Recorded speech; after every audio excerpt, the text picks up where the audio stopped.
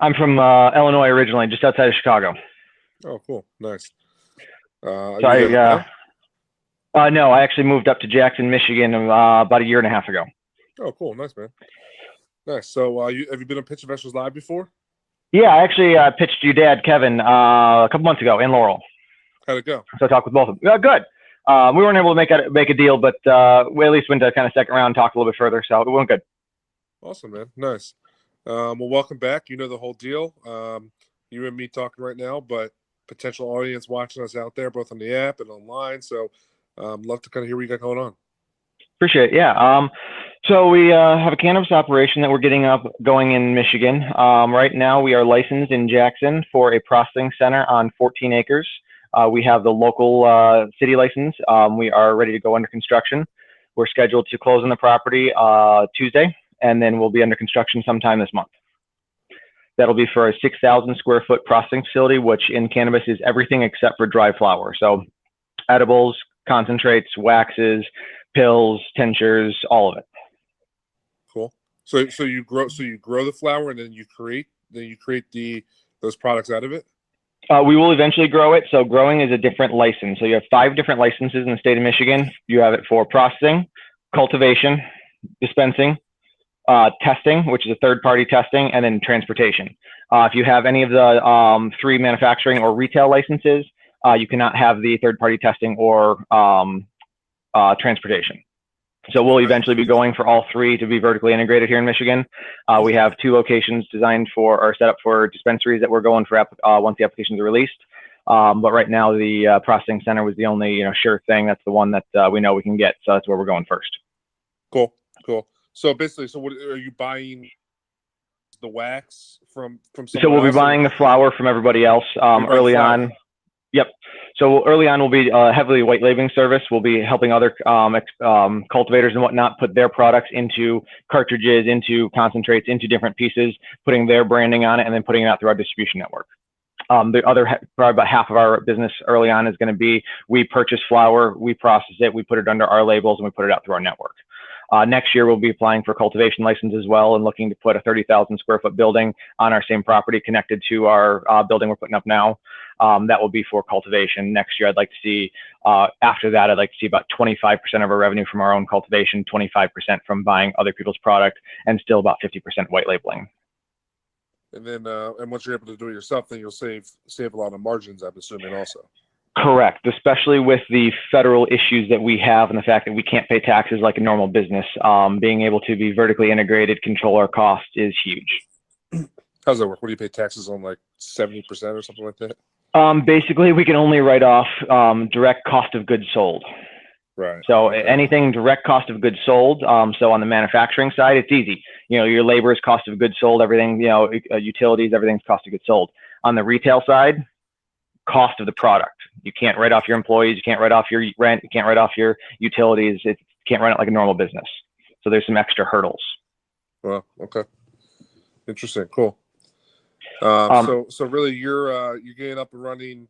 You said you're purchasing the building on Thursday, or what's the deal? We're purchasing the property tomorrow, Tuesday. We close. Tuesday. And then we're starting construction on the building. We looked through several buildings that are already constructed. The issue was reconstruction on something like this was just going to be more expensive than starting from scratch. About 60% of our building is going to be a clean room. So it's pharmaceutical grade clean room. You have, everything's got to be pretty sensitive. So it just made it easier to build a building from scratch, make sure it's all done right, make sure we don't have any hidden molds, anything in the, crevices or whatnot. Right. And this is, medical. Call it just a processing center, more or less? This is a processing center for medical marijuana. Gotcha. So Michigan will be going for recreational marijuana. So we will be participating in that. You have to be a part of the medical marijuana program first. And that's information is all kind of being released now, and that program will go live next year. Okay, cool. Awesome. So right now what we're doing is we're raising $1.25 million. That's for purchase of the property. It's for building of the facility, and it's for the interior 4 walls, mechanical, electrical, plumbing. We're offering, it's actually a debt raise. So we're offering a 200% guarantee plus 10% APR for a 5-year note. Mm-hmm. So basically, long and short, you give us $100,000, we pay you back in a year, we owe you $210. We pay you back in 5 years, we owe you $250. Gotcha, cool. So it's secured with the property, the building, and the license. So the collateral far outweighs the cost of the debt. Cool. So, I mean, if you're purchasing tomorrow, so I mean, do you need the cash like right away, or we're already funding. So out of the 1.25, me and my wife are writing a $100,000 check into the note. We wrote a $150,000 check last year into the company to get that started. And then I have some other investors that have been with me. So we have right now commitments somewhere around $500,000-$600,000. Some of my investors have started sending money before paperwork, so I need to go check the wires and start hounding people. And I don't know exact number right now. Okay, that's a good thing.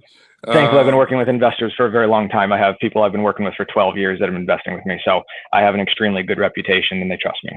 Right, cool. So what's the situation in Michigan right now? So is medical, when do you expect it to go recreation? Recreation's going next year. Medical started ballot initiative in 2016, November. The program went live last year. They started issuing licenses, and they've been kind of cleaning it up since. And how's the competition out there? A lot of people springing up. There's about 1,100 applications or more with the state right now, either already approved or waiting for approval. About 3% of them are for processing. So almost all of your licenses are for cultivation and dispensary. You have some for third-party testing and for transportation, but it's mostly cultivation. So as I see it right now, we physically do not have enough processing square footage in the state of Michigan to process all of the dry flower we're going to have coming through over the next year or two. We're seeing shortages right now, just like every other state in the early program, but we're going to see oversupply soon. I think that'll be then tapered pretty quickly with rec coming in, and then we'll see oversupply again. So it's going to be kind of an ongoing battle over the next couple of years. Okay. Now, what are the odds that you get the other licenses that you're seeking? So the cultivation license is not guaranteed, but as long as we follow the same process, it's essentially guaranteed. It's check the boxes. Manufacturing in the town we're in, we made sure that was a town that was very, very friendly for the program and whatnot. They're very willing to bring manufacturing licenses in. They have already given out all of their retail licenses. We do not have one of those, so we're not in contention with any of that. So they're pretty open to let us put as many cultivation licenses on it next year as we want to. Cool. What about expansion from year one? Like, what's the plan? So dispensary is the one that's more the dice roll. So dispensaries, each town, it's the finite resource. So, the city of Jackson is going to allow 3. We're also working on the city of Pontiac. They're going to allow 20. So at every area, Niles allowed 2. Every area kind of gets to set how many of each license they want, if they want any at all. And that's why the local municipality license is the difficult one to get. So we have 2 locations set up for dispensaries that we'd like to apply for. One's in downtown Jackson, one's in Pontiac. We're waiting for applications to be released for both of those. We're also working on a $10 million debt or a $10 million equity debt raise combination that will be building out our cultivation facility next year with. We're looking to have a dispensary here in town that is making money. It's only doing about $1 million a year in sales, which it should be doing 3 to 4 times that in this area. So they're for sale for $3 million. They're willing to do seller financing. So we're taking a look at them and possibly trying to put $1 million down, pay it off over the next couple of years. Cool. What's your background? My background, I'm ex-military, so I was anti-terrorism law enforcement for the Navy for 4 years. Got out, started flipping houses when I was 21 years old in 2008. It was a great time to start flipping houses. Ended up knowing it was going to be a window of opportunity. So I got my gaming wagering license in Chicagoland area and opened a cafe with slot machines. Ended up selling that just in the past month or so. And that was how I had my next buy-in on the note. Okay, cool. So I've had a few different investors. They've always been with other people's money. So this is my first time I'm able to write my own checks in. It's been kind of nice. Nice. So no background in the cannabis world at all. You're just kind of learning. No, sir. Me and my wife, growing up, I always wanted to be in law enforcement. So went military straight out of high school. Never really had a place in my life for marijuana. It just kind of wasn't for me. Getting out of the military, got married pretty quickly. Me and my wife are high school sweethearts. Opened my own business. So again, it just wasn't for me. When we were 27, me and my wife both got hurt separately and about a week apart. Ended up over the next 2 years, she almost died on me several times. We were on opiates for, quite a long time. She had some, issues coming off of them. She was, mentally fine, but just the physical withdrawals and the symptoms and just being on them for a long period of time was just really rough on her body. Ended up, she was still taking quite a bit of narcotics, even after her operation. We had to emergency overnight her to Johns Hopkins out in Baltimore. where they cut out one of her ribs. And even afterwards, she has some pretty permanent nerve damage. And we found that, once she started using marijuana a little bit, it was actually substantially more beneficial for her than any of the narcotics. So her first day trying marijuana was actually her last day on a single narcotic. So for us, it's been a pretty drastic difference. Once we saw what it could do just physically and, kind of medically for us, we were full throttle.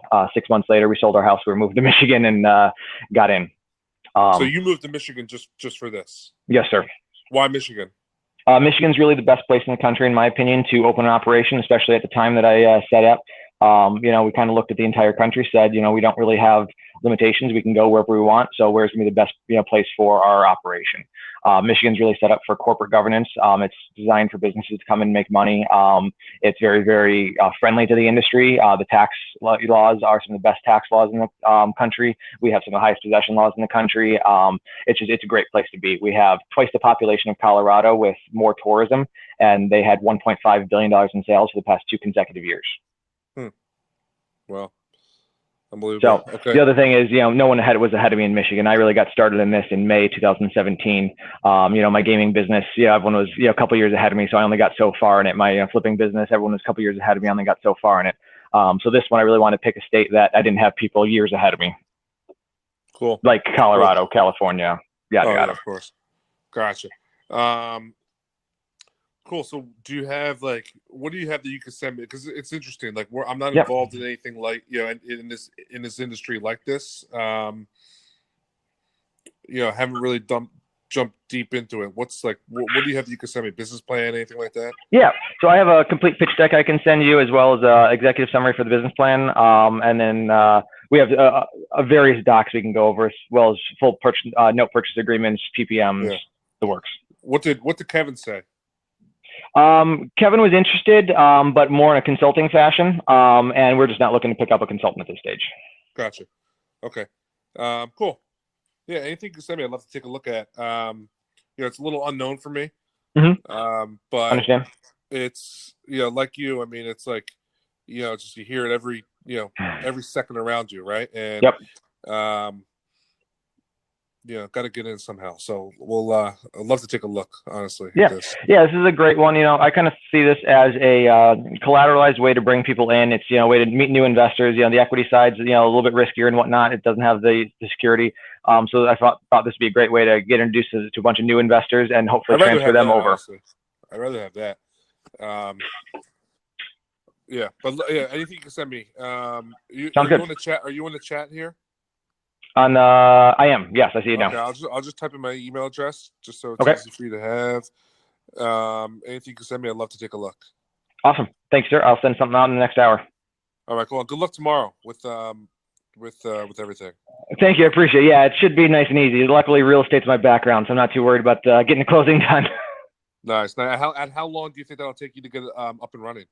I'd like to be operational first quarter next year. I'd like to be revenue producing by second quarter next year.